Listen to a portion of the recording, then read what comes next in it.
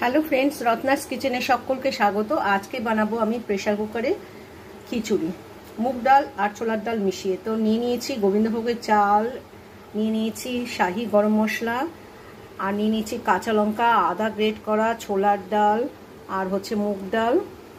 আর নিয়ে নিয়েছি মশলার মধ্যে নিয়ে নিয়েছি হচ্ছে নুন, শুকনো লঙ্কা, তেজপাতা, জিরে, চিনি আর হচ্ছে হলুদ আর কাঁচা লঙ্কা নিয়ে নিয়েছি। আর মশলার মধ্যে আর সেরকম কিছু দেবো না। আর নামানোর আগ দিয়ে দেবো একটু ঘি। তো আসুন স্টার্ট করা যাক। প্রেসার কুকারে বসিয়ে দিয়েছি গ্যাসে, দিয়ে দিচ্ছি মানে সর্ষের তেল। এটা সর্ষের তেল দিয়েই করতে হবে। দিয়ে দিলাম আন্দাজ মতন সর্ষের তেল। এবার দিয়ে দেবো ফোড়ন। ফোড়নে দিয়ে দিচ্ছি শুকনো লঙ্কা, জিরে।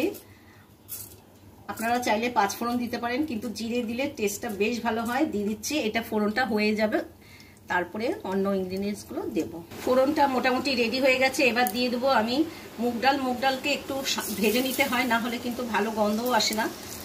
চাইলে কাঁচাও দেওয়া যায়, কিন্তু কাঁচার থেকে হচ্ছে ভেজে নিলে সেন্টটা খুব ভালো হয়।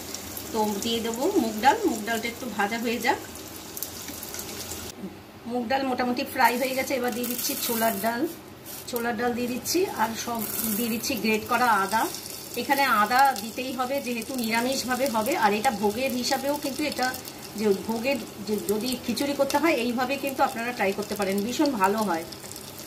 আর গরম মশলা অবশ্যই দিতে হবে, দিয়ে দিয়েছি। এবার দিয়ে দেবো আন্দাজ মতন জল, আর 1 কাপ জল দেবো, আর 1 কাপ জল দিয়ে দেবো। এবার দিয়ে দেবো এই গোবিন্দভোগ চালটা দিয়ে, আর যা মশলাগুলো আছে সেগুলোও দিয়ে দেবো। আমি টমেটো দেখাতে ভুলে গেছি, একটু টমেটো না দিলে কিন্তু টেস্টটা একদম সম্পূর্ণ হয় না, এটা আমার কাছে, জানি না আপনাদের কাছে কি। আর দিয়ে দেবো আন্দাজ মতন নুন। নুনটা খুব একটা বেশি দেবো না, যেহেতু খালি মুখে খাওয়া, খিচুড়ি তো সঙ্গে কিছু নেওয়া হয় না, তাই জন্য। আর দিয়ে দেবো চিনি। মশলা দিয়ে দিয়েছি। এবার দিয়ে দেবো একটু শাহি গরম মশলা দিয়ে, এবার ঢাকা দিয়ে আঁচটা মিডিয়াম টু লোতে রেখে এটা 4টে সিটি দিয়ে আমি নামিয়ে নেবো। 4টে সিটি দিয়ে মানে হয়ে যাওয়ার পর তারপরে ফিরে আসছি। 4টে সিটি দেওয়া হয়ে গেছে। এবার গ্যাসটাকে মানে ছেড়ে দিয়ে আমি এটা ঢাকনাটা খুলে নিচ্ছি। রেডি হয়ে গেছে, একদম কিন্তু সুন্দর হয়ে গেছে। আর যেইটুকু নরম রয়েছে এটা একদম খোলা হাওয়ার মধ্যে রাখলে আর একটু শক্ত হয়ে যাবে। আর এবার যে কাঁচা লঙ্কা আর কাঁচা কাঁচা অবস্থায় দিয়ে দিলাম, এটা সেদ্ধ হবে না। আর যেটা বাকি রয়েছে সেটা হচ্ছে ঘি দেওয়া। ঘিটা কিন্তু আমি পরে দিলাম যাতে স্মেলটা খুব ভালো পাওয়া যায়। আর খাওয়ার সময়ও অনেকে ঘি নিয়ে খায়, সেটাও আমার কিন্তু গরম গরম খিচুড়ির মধ্যে ঘি ভীষণ ভালো লাগে। পুরো রেডি হয়ে গেছে। কেমন লাগলো এই শর্টকাট প্রেসার কুকারে খিচুড়ি রান্না?